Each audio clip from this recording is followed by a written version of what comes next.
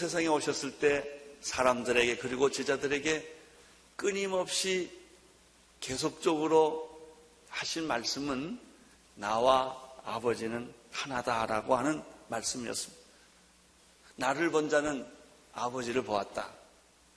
하나님이 나를 이 세상에 보내셨다라고 하는 그런 내용의 말씀을 예수님이 계속 하십니다.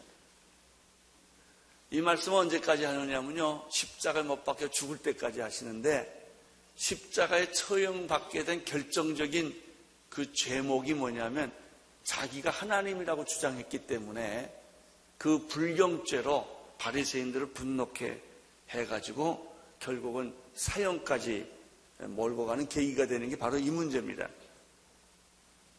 예수님은 과연 자기 자신이 주장하신 대로 그는 단순히 인간 이상의 존재일까 하는 문제입니다.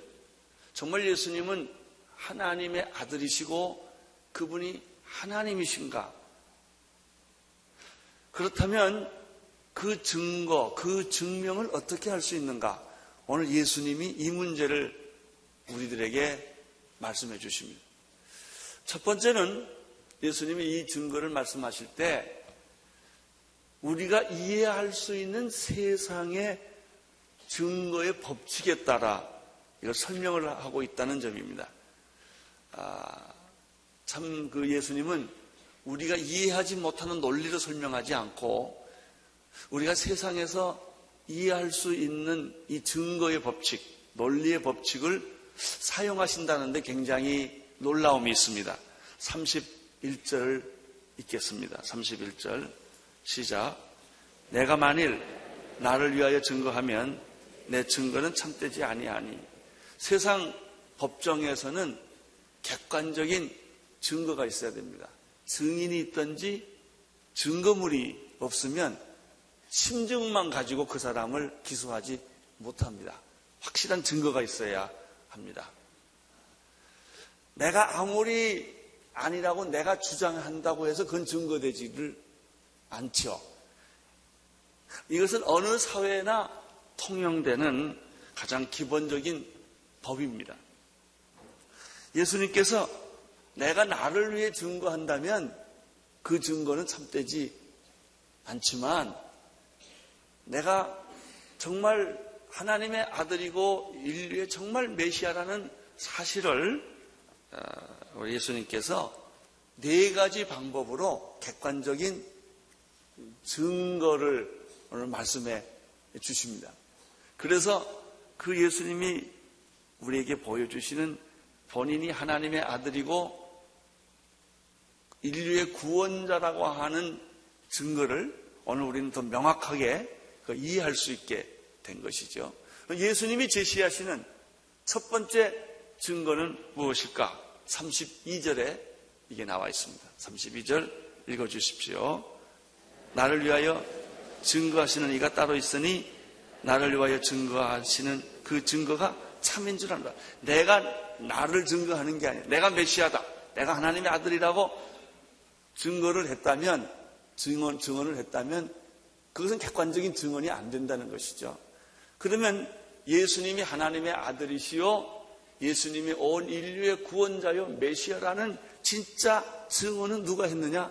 오늘 32절에 보니까 그렇게 증거하시는 분이 따로 있다 그랬습니다. 따로 있다.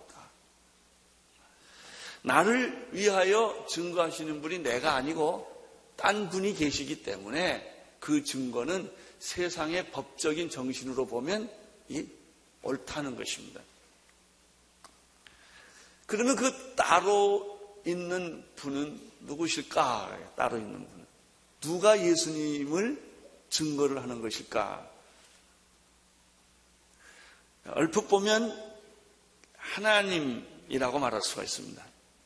그런데 성경을 앞뒤로 자세히 살펴보면 그것이 하나님이라는 말보다는 성령 하나님이셨다라는 사실을 알게 됩니다. 요한복음 14장 16절에 보면 내가 아버지께 구하겠으니 그가 또 다른 보혜사를 너희에게 주사 영원토록 너희와 함께 있게 하겠다라는 말씀을 하셨습니다. 예수님은 성령님을 말할 때 그분은 또 다른 보혜사였다 이렇게 설명합니다. 나를 증거하는 분이 또 다른 분이 있다. 이 다르다는 말을 헬라어로 같이 씁니다. 이 그 또 다른 분은 어떤 분이냐 하면은 예수님의 신성을 증거하시는 분은 진리의 영이다 그랬습니다. 진리를 가르쳐주는 분이시다. 요한복음 3장 34절에도 또 이 비슷한 말씀이 있습니다. 하나님의 보내시는 이는 하나님의 말씀을 하나니. 그러니까 하나님을 보낸 사람은 어떤 사람이냐? 인간의 말을 하는 사람은 하나님이 보낸 사람이 아니라는 거예요. 당신이 정말 하나님으로부터 보냄받은 사람이라면 당신은 하나님의 말을 하는 사람이라는 거죠. 그분이 예수 그리스도예요. 우리가 하나님의 자녀라고 그러면요, 내가 생각하는 것 말하는 것이 하나님하고 비슷해야 돼요. 하나님의 자녀라고 하면서도 세상 생각하고 딴소리 계속하면 그건 하나님의 사람이 아니죠. 여기 하나님의 보내신 이는 하나님의 말씀을 하나니 이는 하나님의 성령을 한없이 주심이라. 성령은 하나님께서 제한 없이 무제한으로 부어주셨다고. 예수님에게도 부어주셨고 우리들에게도 그분을 부어주셨습니다.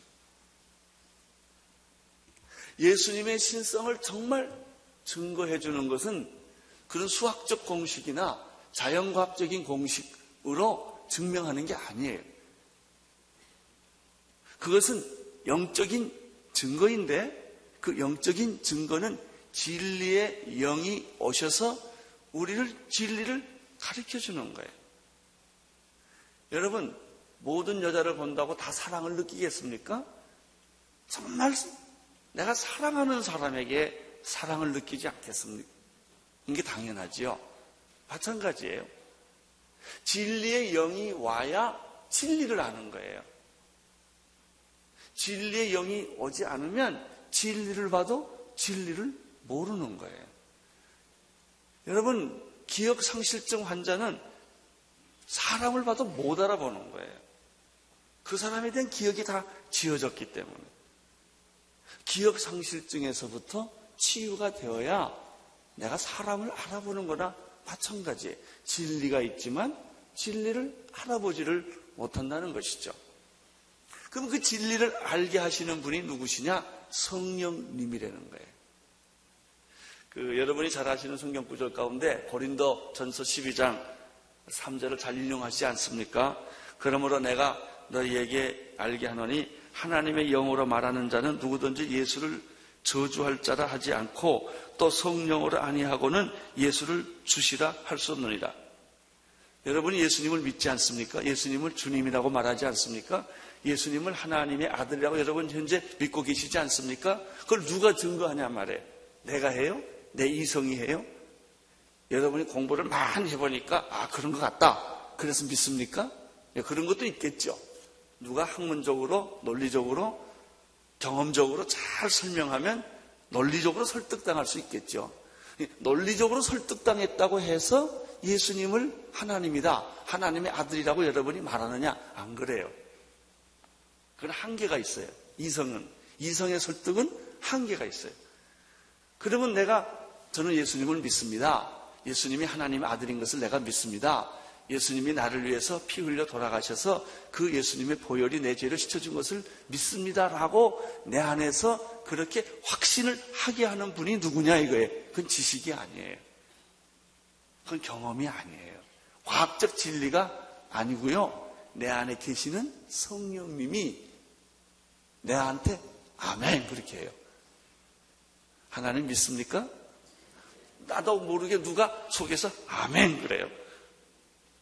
그거 신기하게 생각하지 않으세요? 여러분 이렇게 교회 오셔서도요, 좋은 설교 들으면 속에서 어떻게 아멘 그래. 좋아가지고 반응이 막 나와요. 그리고 괜히 기뻐. 막 몸이 들썩들썩거리고 마음에 기쁨이 오는데 이게 누구냐 이게 이렇게 하는 분이. 이걸 가리켜 성령 하나님이다. 나를 증거하는 분이 한 분 계시는데 그분이 보혜사 성령님이시다라고 하는 거예요. 나는 오늘 여러분들에게 성령이 임하시기를 축원합니다. 그래야 예수님을 이해를 합니다. 그래야 예수님이 우리의 구원자여 하나님의 아들이라는 사실을 자기가 전인격적으로 이 사실을 받아들이게 된다는 것이죠. 요한일서 5장 7절에도 이런 말이 있어요. 증거하는 이는 성령님이시니라. 증거하는 사람은 성령이다 그랬어요. 우리가 재판을 할 때도 증인이 있고 증거물이 있어요. 그 증거물을 갖다 딱 대면 변명을 못하는 거죠. 내가 찍은 도장인데, 내가 한 사인인데 어떻게 변명을 하겠습니까? 이렇게 증거하는 분이 한 분 계시다. 그분이 성령님이시다. 증거하는 이는 성령님이시니 성령은 진리이니라. 사랑하는 성도 여러분, 정말 여러분 예수님을 믿고 싶습니까? 예수님을 알고 싶습니까? 예수님을 경험하고 싶습니까?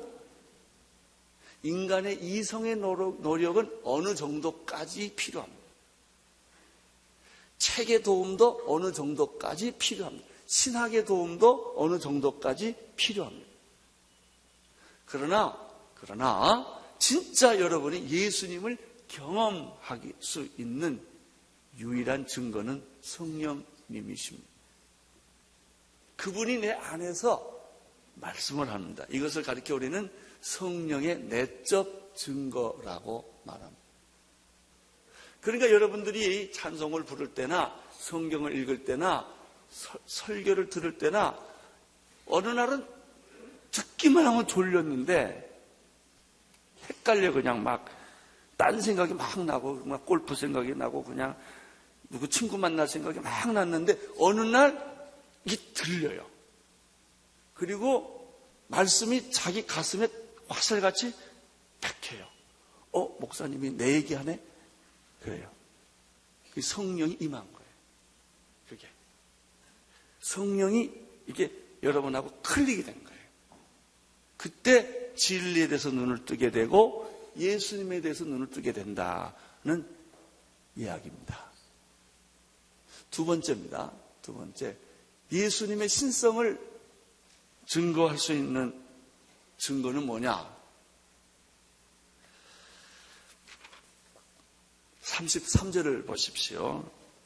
시작. 예수님을 증거하는 분은 첫째는 성령님이시고요. 두 번째는 세례 요한입니다. 세례 요한이 예수님을 증거했다는 거예요.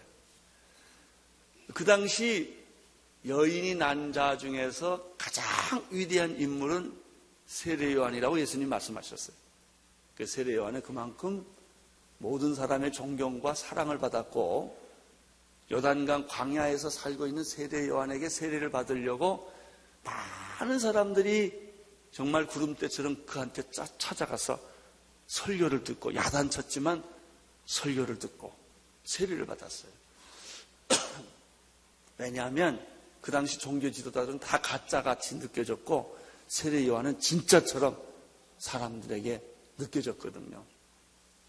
근데 이 세례 요한이 그렇게 존경받고 사랑받는 가장 위대한 인물이었던, 그래서 그는 젊은 나이에 진리를 말하다가 그 목을 잘려서 은쟁반에 놓이는 신세가 됐죠. 그는 감옥에서 평생 살았어요. 그렇지만 그는 타협하지 않았어요. 언제나 진리를 말했던 아주 정의로운 올바른 양심이었습니다. 그 세례 요한이 예수님에 대해서 무슨 증거를 했습니까? 보라, 세상 죄를 지고 가는 하나님의 어린 양이로다. 세례 요한이 그렇게 말합니다. 예수에 대해서 자기 제자들을 보고 보라, 저분은 세상 죄를 지고 가는 하나님의 어린 양이라. 너는 내 제자가 되지 말고 그분의 제자가 되어라. 그렇게 해서 간 사람이 안드레입니다. 세례 요한은 나는 그분의 신들매를 풀기도 감당할 수 없다. 그는 흥하여야겠고 나는 쇠하여야 하겠다. 나는 그분이 하나님의 아들로서 인류의 메시아로서 이 세상에 오시는 나는 안내자에 불과하다. 높은 산은 낮게 만들고 낮은 골짜기는 높게 만들어서 그분이 이 세상에 하나님이 인간 세상에 오시는데, 아니 세상에 뭐 조금 권력 있고 뭐 이런 사람만 와도 마당 쓸고 뭐 대통령만 와도 뭐 경호차가 왔다 갔다 하는데 하나님이 오는데 준비하는 사람이 아무도 없는 거예요. 세례 요한이 홀로 빗자루 들고 쓴 거예요. 메시아가 온다. 하나님의 아들이 온다. 그분이 세례 요한이었다는 거예요. 세례 요한의 증거가 참되다 이렇게 말했습니다. 그러나 세례 요한의 증거가 완벽하냐? 아니에요. 예수님이 말했습니다. 세례 요한의 증거는 이제 밟으십시오. 세례 요한의 증거가 있기 때문에 예수님이 하나님의 아들이냐? 아니에요. 그럼 세례 요한의 증거가 없으면 예수님은 하나님의 아들이 아니냐? 아니에요. 그게 아니에요. 세례 요한의 증거는 나를 위해서 필요한 게 아니라 너를 위해 필요하다고 그랬어요, 예수님. 너의 구원을 위해서 그분의 증거가 필요할 뿐이었다. 34절을 보십시오. 시작. 다만 이 말을 하는 것은 너희로, 내가 세례 요한의 증거를 받을 필요가 있는 사람은 나는 아니다. 예수님이 그랬습니다. 그렇지만 세례 요한의 증거가 필요한 까닭은 누구를 위하여? 너의 구원을 위하여 세례 요한이 필요했다. 따라서 세례 요한은 잠깐 비치는 등불이라고 그랬습니다. 갑자기 모든 사람이 예수께로 못 오니까 예수께로 오게 할 수 있는 접촉점에 불과한 거다. 그분은 등불이었다 그랬습니다. 35절을 보십시오. 시작. 요한은 켜서 비치는 등불이요 너희가 일시 그 빛에 즐거이 있기를 원하였다. 빛이 있었기 때문에 우리는 굉장히 좋아요. 너무 캄캄한데 누가 누군지는 모르는데 빛을 딱 비춰주니까 거기에 예수님이 계셨다는 사실을 알고 일시적으로 그 빛에 우리가 머물면서 예수님이 하나님의 아들이었다는 사실을 알게 되었다는 거예요. 그 역할을 누가 한 거예요? 세례 요한이 했다 하는 것입니다.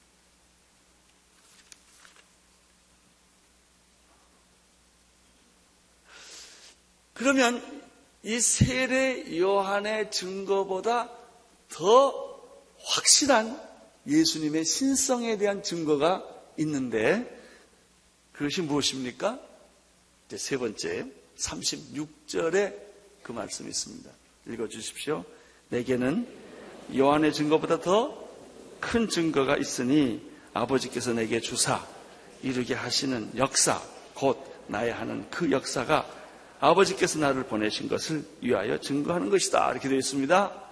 세례 요한의 증거보다 더 확실한 증거가 하나 있는데 그것은 하나님께서 내게 주셔서 이루게 하시는 역사라는 말을 그냥 기적이라고 해도 되고요. 사역이라고 해도 돼요.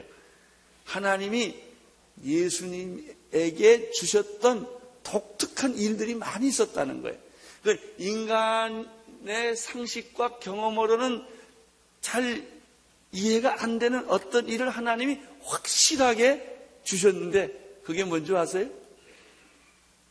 귀신 쫓아내는 거, 병 고치는 거, 바다를 잠잠케 하는 거, 무리를 걸어가게 하는 것, 죽은 나사로를 살리는 것, 이런 걸 보고 사람들이 굉장한 충격을 받은 거예요.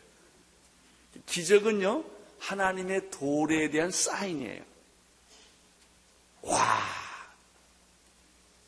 그들은 한 번도 보고 들어보지 못한 사건이 예수님께서 문둥병자를 고쳐주시고 안진뱅이를 일으켜주시고 귀신 들려 방황하는 사람에게 예수님을 만나면 더러운 귀신이 소리지며 떠나가고 온전한 사람이 되고,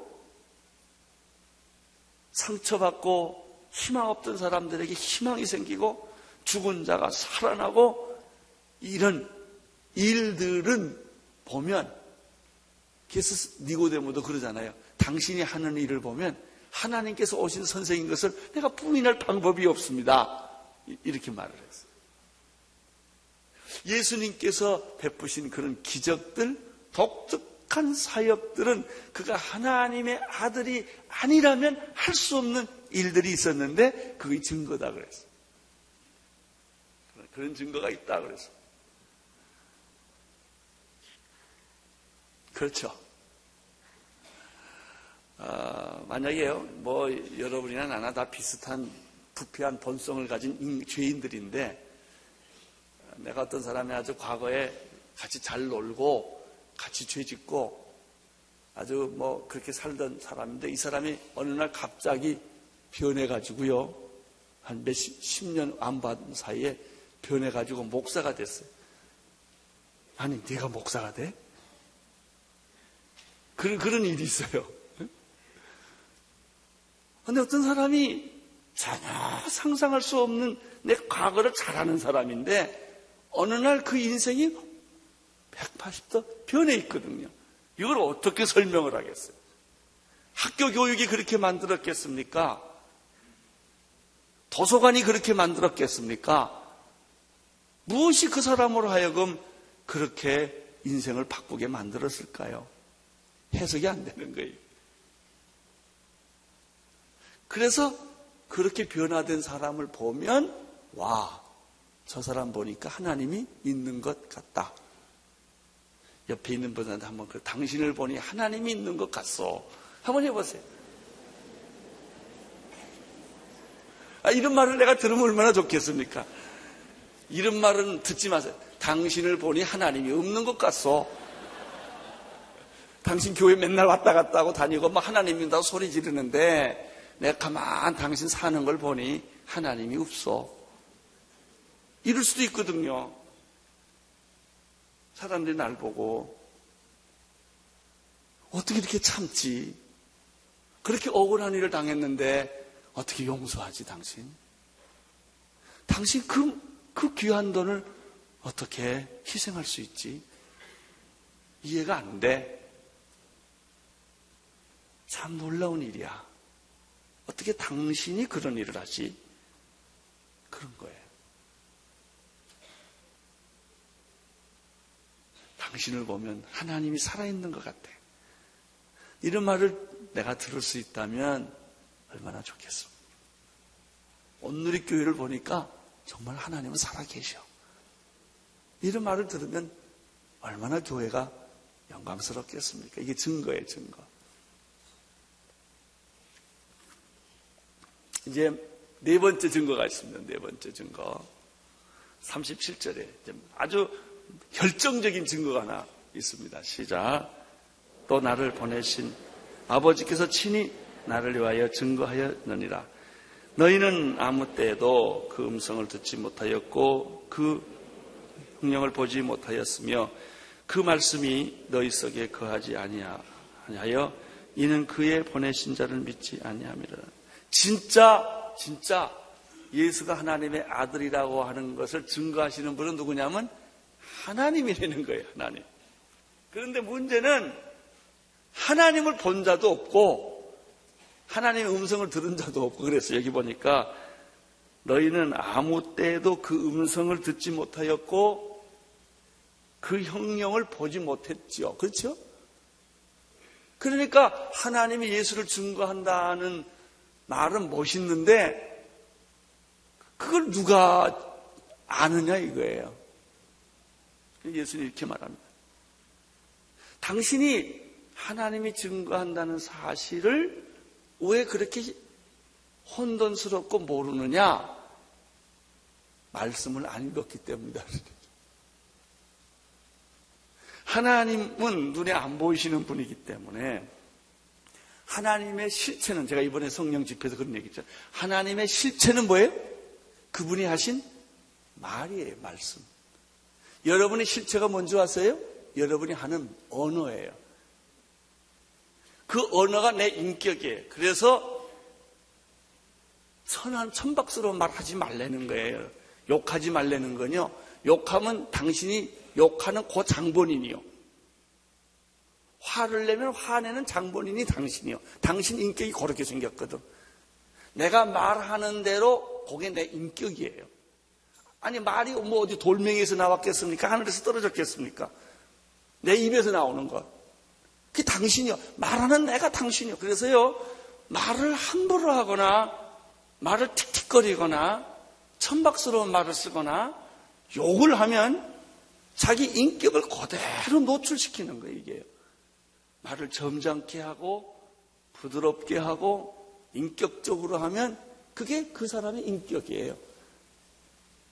이 말이라는 게 얼마나 중요한지 몰라요. 하나님이라는 분은 어떤 분이냐? 볼 수도 없고 들을 수도 없고 만질 수도 없는 그런 분이지만 우리가 하나님을 아는 유일한 실체는 그분이 하신 말씀을 기록한 뭐예요? 성경이에요. 성경. 이것이 하나님의 실체예요. 따라서 우리가 하나님의 말씀을, 하나님이 하신 말에 대해서 귀를 막고 눈을 막고 설교도 안 듣고 그러면 내 생각만 계속 하는 거죠. 내 경험만 얘기하는 거고 하나님이 안 보이죠. 하나님이 안 보이니까 하나님이 예수 그리스도를 증거한 증거가 이해가 안 되는 거예요. 지금 그 얘기입니다. 39절을 보십시오. 시작. 너희가 성경에서 영생을 얻는 줄을 생각하고 성경을 상고하거니와 이 성경이 곧 내게 대하여 증거하는 것이다. 여러분, 성경의 목적은 무엇입니까? 성경의 결론은 무엇입니까? 성경의 핵심은 무엇입니까?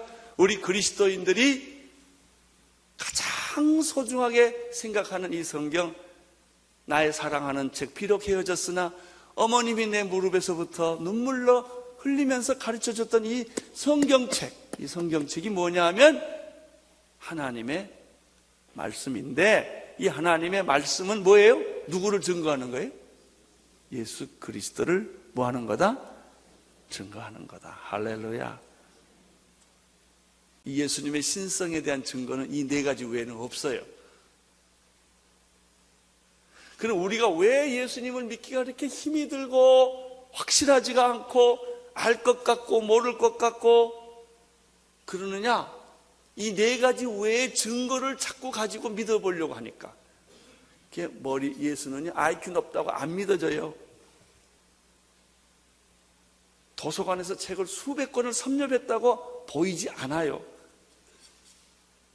여러분이 인생의 산전수전을 다 겪고 인생 나이가 70, 80이 됐다고 해서 예수님이 알아지지 않아요. 성경을 읽어야 예수가 알아집니다. 예수님의 그 하시는 사역을 볼 때 예수가 알아집니다. 세례 요한의 증거를 들을 때 예수를 알게 되고요. 성령의 내적 증거가 있을 때 예수의 신성을 정확하게 이해하게 된다는 것이죠.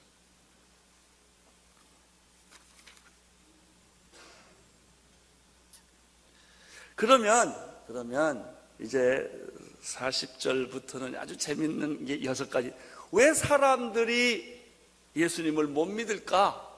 6가지 이유를 여기다가 예수님이 말씀했어요. 첫째, 40절입니다. 읽어주십시오. 40절, 41절.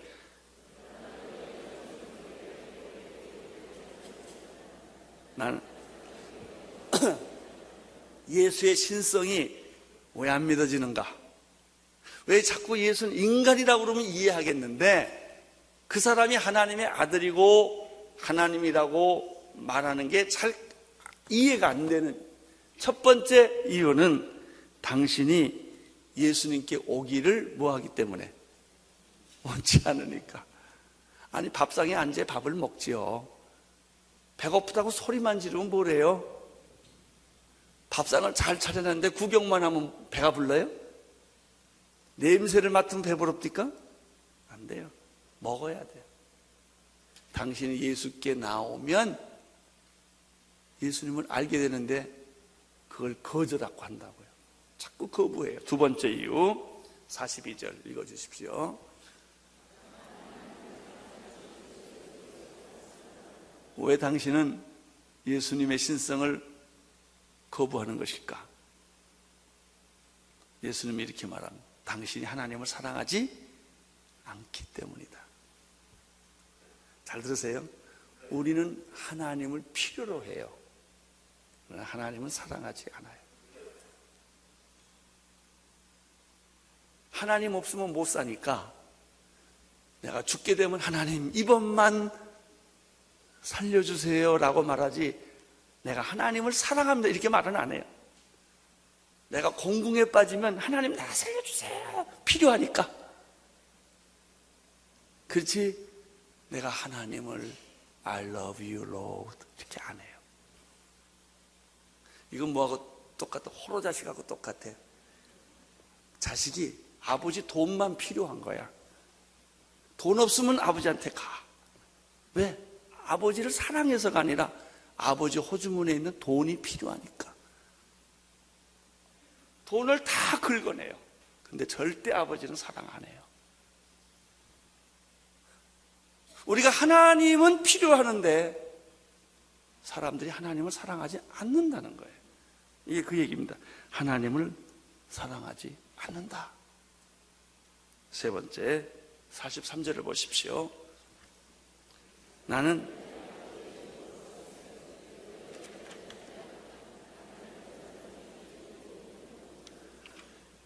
왜 예수님을 안 믿냐면요, 우리 인간의 마음속에는 거짓을, 이단을, 거짓 메시아를 대망하는 마음이 있기 때문에 진리를 구하지 않고, 사실 우리가 원하는 게 뭔지 아세요? 돈이에요.